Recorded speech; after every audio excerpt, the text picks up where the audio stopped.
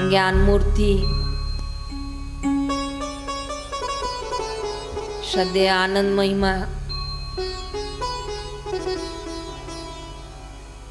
अंतिम यात्रा माँ की देहरादून आश्रम में पूर्णावती हुई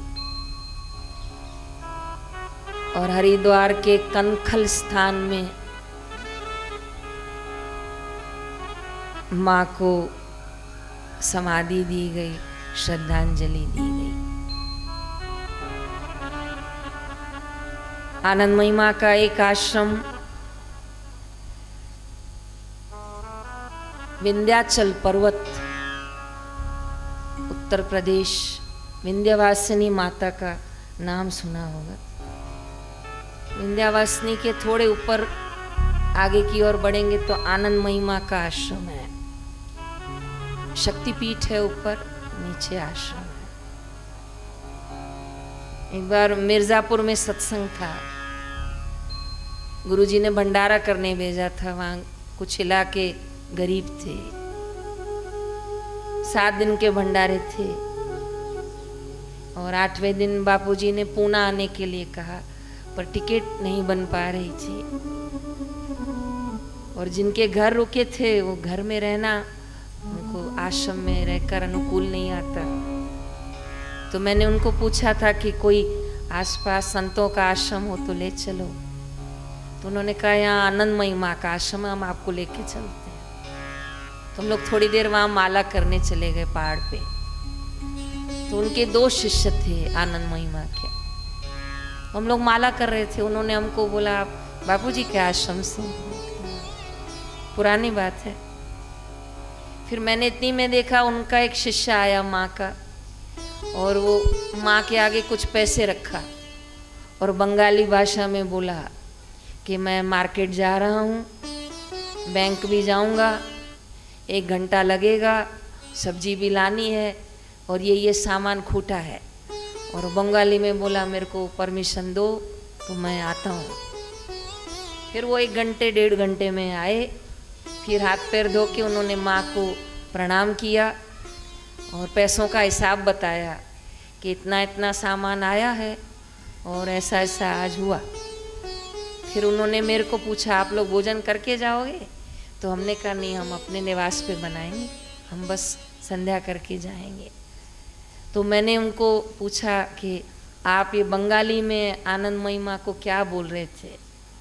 तो कहा माँ को बता रहा था ये सामान आया, इतना इतना खर्चा हुआ और इतना इतना बच गया। तो माँ को पूरा रिपोर्ट दिया। तो मेरे को ये लग रहा था भाई ये माँ का स्वरूप है, लेकिन उसको लग रहा था कि साकार उनके गुरु माँ हैं। तो मेरे चेहरे से वो पड़ गए। बोले आपको ये आनंद महिमा का फोटो लगता है क्या? तो मैं झूठ क्यों बोलूँ? मैंने कहा हाँ। तो बोला वो आपको लगता होगा, मेरे लिए तो मेरे गुरु विराजमान है, इसलिए मैं आता भी हूँ तो भी गुरु को प्रणाम कर कर, जाता भी हूँ तो गुरु को प्रणाम कर। तो मैंने उनकी निष्ठा को प्रणाम किया और उन्होंने मुझे बहुत अच्छी बात सिखाई कि आप गाते हो ना गुरु साक्षात पर, तो व्यापक है, वो समाया है सब जगह। और जहाँ गुरु एक बार विराजमान हो, जहाँ उनकी चरण रज पड़ी हो, जहाँ बैठकर उन्होंने सत्संग किया हो, प्रवचन दिया हो, लोगों को दीक्षा दी हो, वो स्थान स्वतः शक्तिपात हो जाता है। जय राम जी के। इतना सुंदर मुझे उन्होंने शिक्षा दी। और उनके आश्रम में नियम है कि बहनें सूर्यास्त के बाद नहीं रहती हैं, लेकिन उन्होंने हमको देखा, हमने पूरा दिन मौन रखा, मूंग खाया। तो दूसरे दिन मेरे को बोले कि वो सामने वाला कक्ष है ना, वो आप लेके भजन करो। मैंने कहा आपका नियम है ना सूर्यास्त के बाद बहनें नहीं रहती हैं? बोले हाँ, आश्रम का नियम है, इसलिए मैं आश्रम का बाहर वाला कक्ष दे रहा हूँ, क्योंकि मैंने तुमको देखा तुम भजनानंदी हो। लेकिन अगर तुमको मैं यहाँ निवास नहीं दूंगा तो हमारी माँ हम पे नाराज़ हो जाएंगी, क्योंकि माँ कहती थी कि साज उसी का है जो, बोलो, बजाना जानता है। गीत उसी का है जो गाना, आश्रम उसी का है जो रहे, भजन करे, सेवा करे, आश्रम उसी का। कोई इसको आश्रम कहता होगा, कोई इसको मठ कहता होगा, लेकिन मैं तो बापूजी के इस लगाए हुए आश्रमों को, बनाए हुए को प्याऊ कहती हूँ। क्या कहती हूँ? प्याऊ में क्या होता है? जो आता है वो पानी पीता है, और पानी पीने के बाद बड़ी उसको राहत होती है।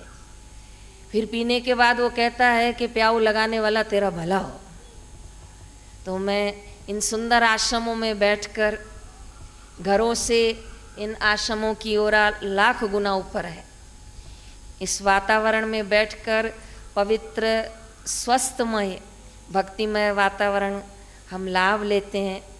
तो भला हो तेरा ये आश्रमों को बनाने वाले, जो हमें ऐसे सुंदर जगह जगह पर आश्रम बना के दिए हैं।